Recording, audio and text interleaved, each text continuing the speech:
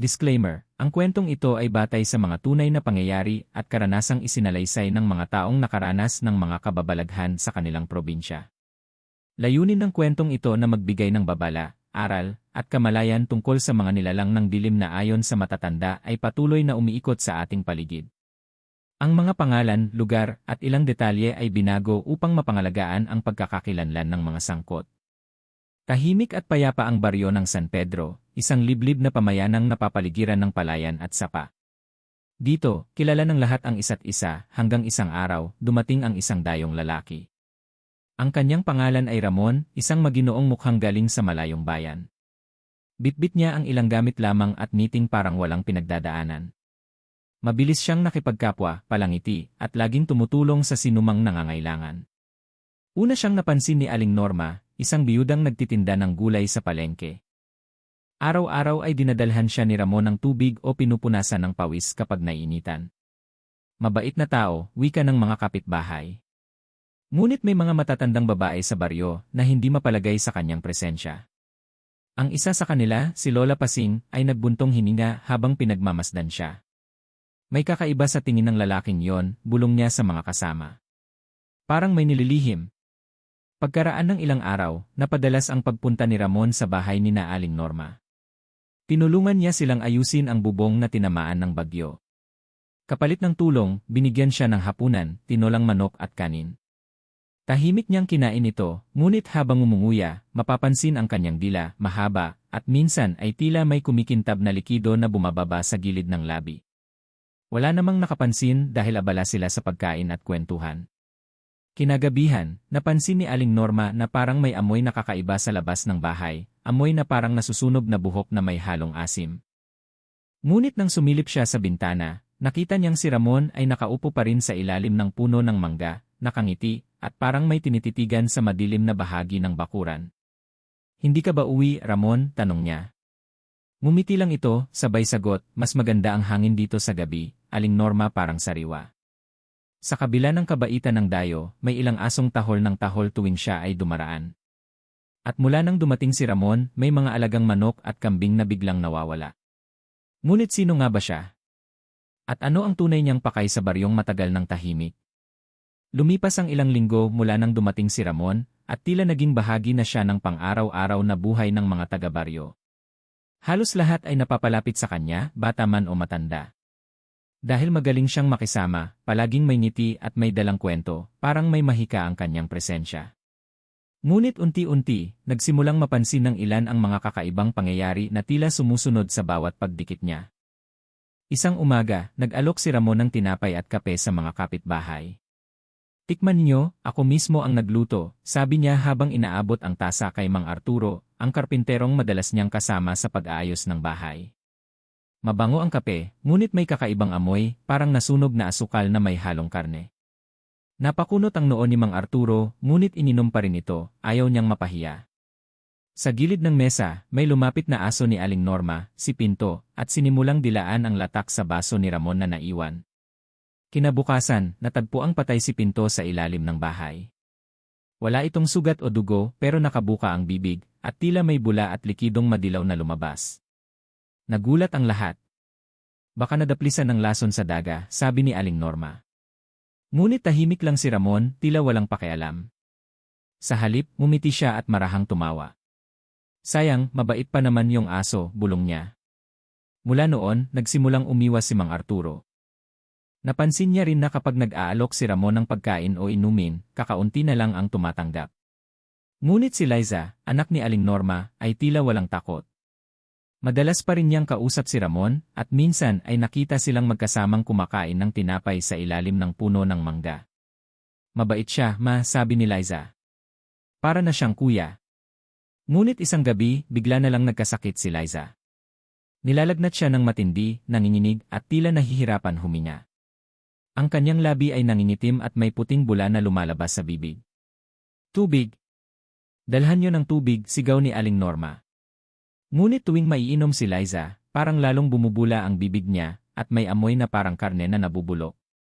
Nagtaka si Mang Isko, ang kapitbahay na albularyo. "Hindi ito karaniwang sakit," sabi niya. "Parang may lason na galing sa loob mismo ng katawan." Tahimik lang si Ramon sa gilid ng bahay, nakamasid. Ang mga mata niya ay parang hindi tao, malamlam, ngunit puno ng hiwaga. At nang muling lumingon si Aling Norma, nakita niyang tumutulo mula sa labi ni Ramon ang isang patak ng malapot na laway, kumikintab sa ilalim ng liwanag ng buwan. Mula nang magkasakit si Liza, hindi na nagbalik sa normal ang bahay ni na Aling Norma. Araw-gabi, naririnig ang mga ungol at pagdaing ng dalaga. Lumalakas ito tuwing hating gabi, at minsan ay may naririnig silang parang mahinang paghalakhak na hindi nila matukoy kung saan nang gagaling. Wala namang doktor sa baryo, kaya napilitan si Aling Norma na tumawag ng albularyo, si Mang Isko, ang tanging kilalang manggagamot na may kakayahang magbasa ng mga sumpa. Pagdating ni Mang Isko, agad niyang inamoy ang paligid.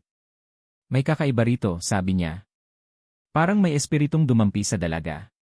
Dahan-dahan niyang inilapat ang palad sa noo ni Liza, at napaurong siya agad, mainit na parang baga ang balat ng dalaga. Hindi ito lagnat, Aling Norma, sabi niya. May halong sumpa.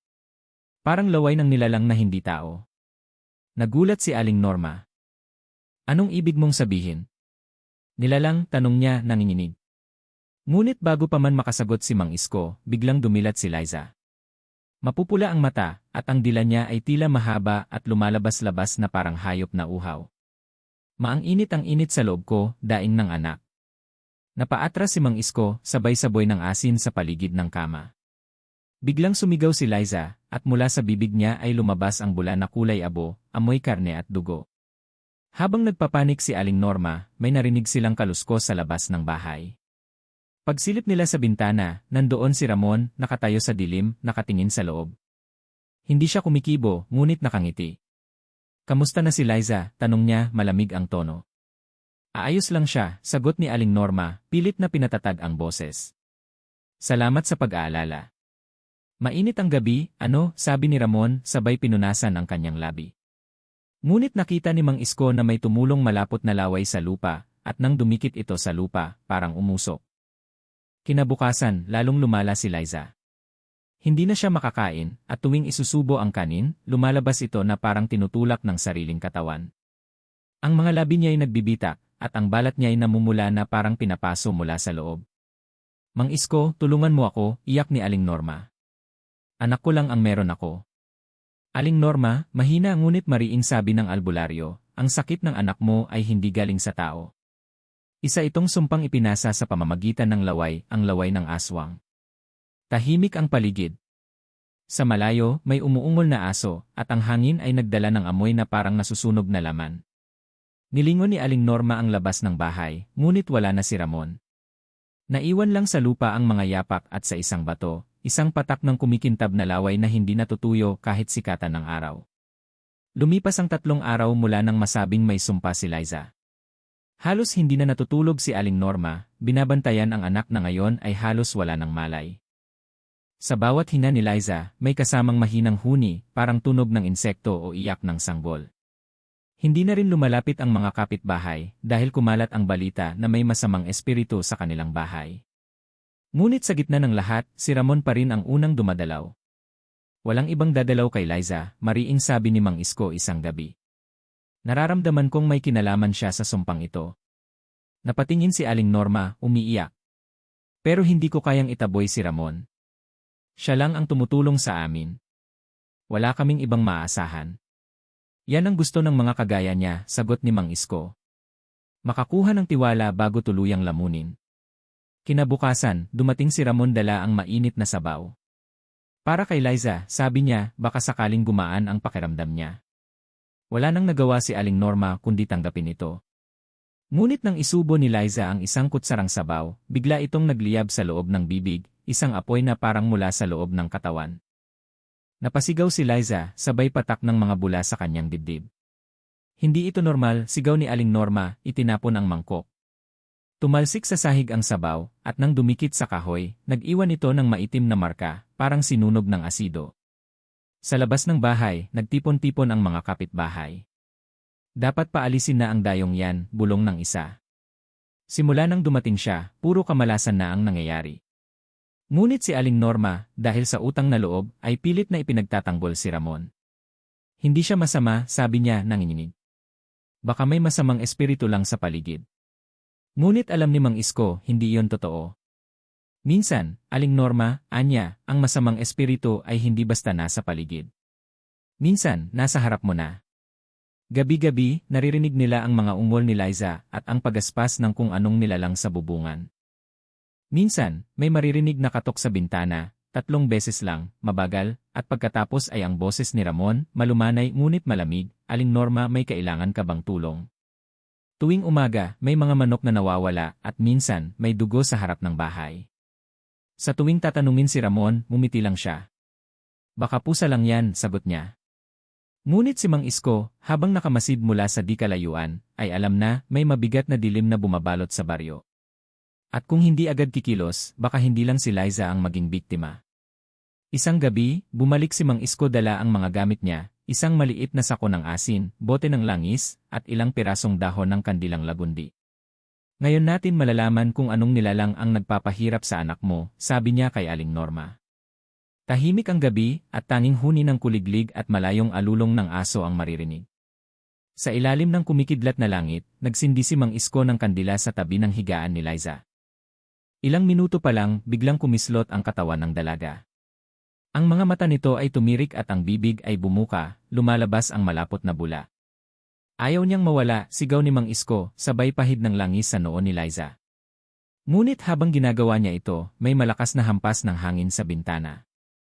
Dumaan ang isang malamig na simoy na may amoy ng dugo at nasusunog na buhok. Dumating na siya, bulong ni Mang Isko. Ang nilalang na naglagay ng sumpa.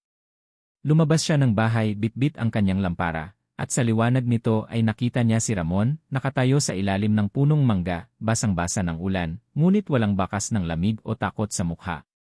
Bakit ka nandito sa ganitong oras? Tanong ni Mang Isko. Umiti lang si Ramon. Nais ko lang malaman kung buhay pa si Liza, sagot niya, sabay lingon sa bahay. Ngunit may kakaiba sa kanyang mga mata. Nang sinilayan ng apoy ng lampara, nagliwanag ang mga ito, kulay dilaw, parang sa hayop. Hindi mo na kailangang magkunwari, sabi ni Mang Isko.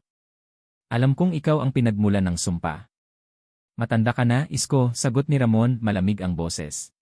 Hindi mo na kaya ang mga tulad ko. Binunot ni Mang Isko ang maliit na bote ng langis na may halong asin at dugo ng tandang. Inihagis niya ito sa lupa at umusok ang paligid. Sa ngalan ng liwanag at kaluluwa, ipinagtataboy kita, sigaw niya. Ngunit nang umatras si Ramon, nakita ni Mang Isko ang dila nito, mahaba, kulay itim, at may tumutulong malapot na laway. Nang dumikit ito sa lupa, nasunog ang damo. Hindi mo alam kung anong nilalang ako, bulong ni Ramon, sabay tawa. Ang laway ko ang aking sandata. Sa bawat patak nito, may kaluluwang nagdurusa. Biglang lumakas ang hangin at sa iglap ng kidlat, nawala si Ramon. Naiwan lamang ang mga yapak sa putik, malalaki, at may marka ng parang kuko ng hayop. Pagbalik ni Mang Isko sa bahay, natagpuan niyang muling tahimik si Liza, ngunit sa gilid ng kama ay may bakas ng laway na kumikintab. Dahan-dahan siyang tumingin kay Aling Norma at mahinang nagsabi, walang ibang paraan. Kailangang mawala ang dayo bago sumapit ang kabilugan ng buwan. Kinabukasan, habang abala ang mga tao sa paghahanap ng dahilan ng pagkakasakit ni Liza, nagpasya si Mang Isko na sundan ang mga yapak ni Ramon. Ang mga bakas ng paa ay humantong sa may dulo ng baryo, sa isang daan patungo sa sapa na halos hindi na dinaraanan ng kahit sino. Doon, sa ilalim ng mga punong kawayan, natagpuan niya ang isang lumang kubo, nakukubli sa mga damo at puno ng mga lumang bote, balat ng hayop, at mga tuyong dahon na nakasabit sa paligid. Dahan-dahan siyang pumasok. Sa loob ng kubo ay amoy bulok na karne at usok. Sa sahig, may mga basag na garapon na may laman pang kakaibang likido, kulay pula, kulay itim, at iba pa na hindi na matukoy kung dugo ba o langis. Sa gitnang mesa, may isang malaking garapon na puno ng malapot na likido, at sa loob nito ay tila lumulutang ang maliliit na laman loob. Lalong tumindig ang balahibo ni Mang Isko nang mapansin niyang may mga pangalan na nakasulat sa bawat takip ng garapon. Arturo. Belen. Pinto, bulong niya habang binabasa ang mga pangalan. Nang mapunta ang mata niya sa huling garapon, biglang nanginig ang kamay niya. Nakalagay doon ang pangalan ni Liza at kalahati pa lang ang laman ng bote. Diyos ko, bulong ni Mang Isko. Ibig sabihin, buhay pa siya pero unti-unti nang kinakain ng laway ng aswang. Biglang may narinig siyang yabag sa labas. Mabilis niyang tinago ang sarili sa ilalim ng mesa. Sa pamamagitan ng siwang, nakita niya si Ramon, basang-basa ng ulan, hawak ang isang maliit na timba ng dugo ng manok. Ibinuhos niya ito sa garapon ni Liza at mahinang nagsalita, kalahati pa lamang. Kapag tuluyan nang nawala ang liwanag sa kanyang katawan, magiging akin na ang kanyang kaluluwa. Hindi na nakatiis si Mang Isko. Agad siyang lumabas at tinutukan ng sibat si Ramon. Hindi mo na madadagdagan pa ang biktima mo, sigaw niya. Ngunit ninisyan lang siya ng dayo. Sa isang iglap, lumabas ang dila ni Ramon, mahaba, makintab, at parang ahas na may sariling buhay. Tumama ito sa braso ni Mang Isko at nasunog agad ang balat. Laway ko ang pumatay sa kanila, bulong ni Ramon. At walang sinumang makapaghuhugas nito. Napaatras si Mang Isko, ngunit bago pa siya makalabas, tinamaan ng isa pang patak ng laway sa kanyang paa. Mabilis niyang ibinuhos ang asin at langis, at sa pagkakataong iyon, nagliyab ang lupa. Nagamit niya ang pagkakataon upang tumakas, ngunit dala niya ang takot at ang katotohanang kailangang malaman ng buong baryo. Pagbalik niya, duguan ang kamay niya, nanginginig, ngunit buo ang loob. Aling Norma, sabi niya, hindi na tayo pwedeng manahimik. Ang dayong iyon ay aswang na nagpapasa ng sumpa sa pamamagitan ng laway. Kailangan nating maghanda bago siya muling kumilos. Dumating ang gabi ng kabilugan ng buwan. Tahimik ang baryo, ngunit ramdam ng lahat ang bigat ng hangin, parang may paparating na bagyo, ngunit walang ulan. Sa gitna ng takot at kaba, nagtipon si Mang Isko at ang mga kalalakihan ng baryo. Bitbit nila ang sibat, sako ng asin, bawang, at krus na gawa sa kawayan. Ngayong gabi, wika ni Mang Isko, tatapusin natin ang kasamaan sa baryong ito. Hindi na tayo papayag na may madagdagan pang biktima. Si Aling Norma, bagaman nanghihina at tuliro, ay sumama rin. Kung si Ramon niya ang dahilan ng paghihirap ng anak ko, sabi niya, hindi ko siya patatawarin kahit kailan. Dinala nila si Liza sa bahay ng albularyo para doon itago at bantayan ng mga babae. Bago umalis, hinalikan ni Aling Norma ang noo ng anak at bumulong, lalaban kami para sayo. Naglakad sila patungo sa dulo ng baryo kung saan naroon ang kubo ni Ramon. Tahimik ang paligid, ngunit habang papalapit sila, naririnig nila ang mahinang tunog, parang paghampas ng pakpak at pag-ungol ng hayop. Pagdating nila sa kubo, sarado ito, ngunit mula sa loob ay may liwanag na kumikislap-kislap na kulay pula. Pinilit ni Mang Isko buksan ang pinto. Pagkabukas nila, tumambad sa kanila ang tanawin na di nila malilimutan, mga garapon ng laman loob, bote ng dugo, at sa gitna ng silid, si Ramon, nakayuko, nililinis ang kanyang mga kuko na tila may sariwang dugo. Nang maramdaman niya ang presensya nila, dahan-dahan siyang tumingin. Ang kanyang mga mata ay nagningning na parang baga, at mula sa kanyang bibig ay lumabas ang mahabang dila na basa ng laway. Hindi kayo makakaalis ng buhay, sabi niya sabay halakhak. Sa isang iglap, pumutok ang mga bote at umalingasaw ang amoy ng dugo. Lumipad si Ramon sa bubungan, at sa pag-angat ng kanyang katawan ay bumuka ang kanyang likod, lumabas ang itim na pakpak, malaki at kumakampay sa hangin. Aswang, sigaw ng isa sa mga lalaki. Agad nilang inihagis ang asin at bawang. Tumama ito sa katawan ni Ramon at umusok. Napasigaw siya sa sakit, ngunit mabilis siyang lumusob. Tinamaan si Mang Isko sa balikat, ngunit bago pa siya tuluyang makain, inihagis niya ang bote ng langis sa mukha ni Ramon. Lumiyab ito at sumiklab ang apoy sa kubo. Sunugin na, sigaw ni Aling Norma. Tinapon ng mga tao ang sulo at sumabog sa liwanag ang buong kubo. Sa gitna ng apoy, nakita nila si Ramon na lumilipad palabas, nasusunog ang pakpak, ngunit bago siya tuluyang maglaho, sumigaw siya, hindi niyo ako mapapatay hanggat may tumutulong laway sa inyo. Pagkatapos noon, gumuho ang bubong ng kubo at sumabog ang apoy na parang may kasamang sigaw ng libo-libong kaluluwa. Ang hangin ay nagdala ng amoy ng nasusunog na laman, at ang gabi ay tila lumuhod sa bigat ng nangyari. Kinabukasan, bumungad ang katahimikan sa buong baryo. Ang abo mula sa nasunog na kubo ay kumalat sa hangin, parang ulap ng kalungkutan. Dumating si Mang Isko, sugatan ngunit buhay, habang kasama niya ang ilang kalalakihang nakaligtas. Sa gitna ng nasunog na lupa, wala silang nakita kundi mga abo, sirang bote, at mga butong natunaw sa init ng apoy. Wala na si Ramon. O iyon ang akala nila. Pagbalik nila sa baryo, sinalubong sila ng mga babae. Agad na niyakap ni Aling Norma ang anak niyang si Liza, na tila gising na sa pagkakatulog. Anak! Gising ka na! Diyos ko, salamat, sigaw niya habang umiiyak. Ngunit hindi nagsalita si Liza. Dahan-dahan lamang siyang tumingin sa kanyang ina at mumiti, isang ngiti na may halong lamig. Nanay, mahina niyang sabi. Ang lamig ng gabi. Parang gusto kong lumipad. Napahinto si Aling Norma.